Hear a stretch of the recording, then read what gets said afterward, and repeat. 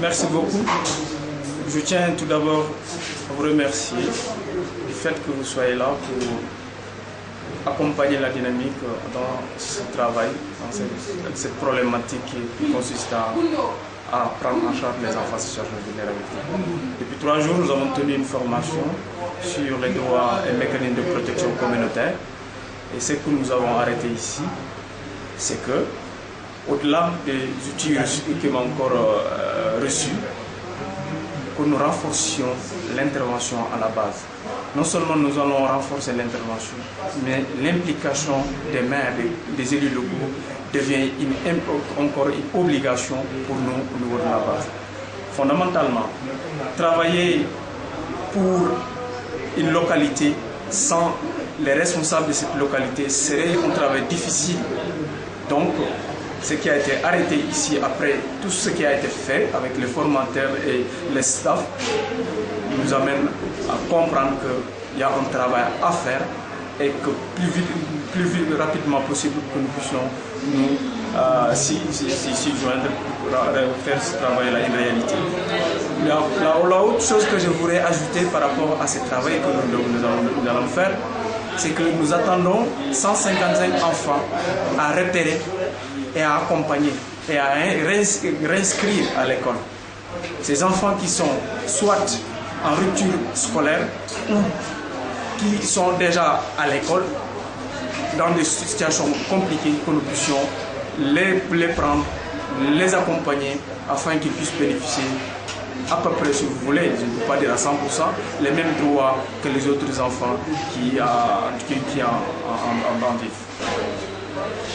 Alors, le programme ayant ciblé le département de Ziguinchor, ceci m'amène à évoquer le département de la commune d'arrondissement de Niaguis, qui prend en compte Adéane, Boutoupa, Kamarakounda et Niaguis.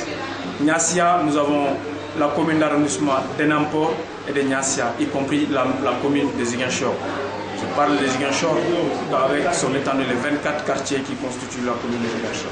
Donc, ces 155 enfants sont répartis comme suit, 50 Niassia, 50 Niaguis et 55 à Ziguinchor. Merci beaucoup pour cette question.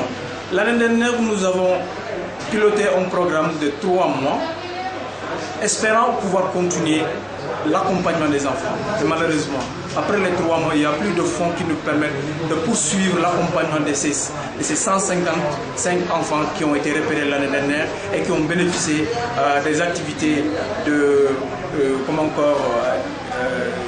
loisirs, des activités de pédagogiques. Je veux parler des cours de vacances qui ont été organisés l'année dernière, des patronages à leur profit. Donc, tout ce travail-là a été fait et malheureusement, il n'y a pas eu de suite par manque de moyens.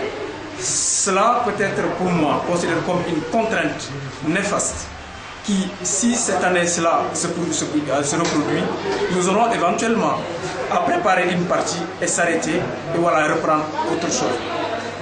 Mais une autre contrainte aussi est liée à celle-là, c'est que justement nous avons un programme de 2 mois, de 3 mois, les fonds tardent à venir et du coup on travaille avec 2 mois.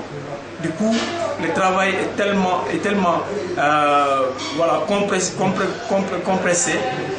Au fait, on a du mal, Dieu merci, on s'en sort. Au moins cette contrainte-là, je veux un peu la relater. Il y a aussi la contrainte liée aux difficultés de pouvoir repérer les enfants qui sont dans des cas réels. Parce que tout simplement, le programme d'aînés, je le disais lors de mon propos, que c'est la première que les élus locaux soient impliqués directement. L'année dernière, cela n'était pas. Alors il y avait des cas qui étaient venus qui ne sont pas des cas réels.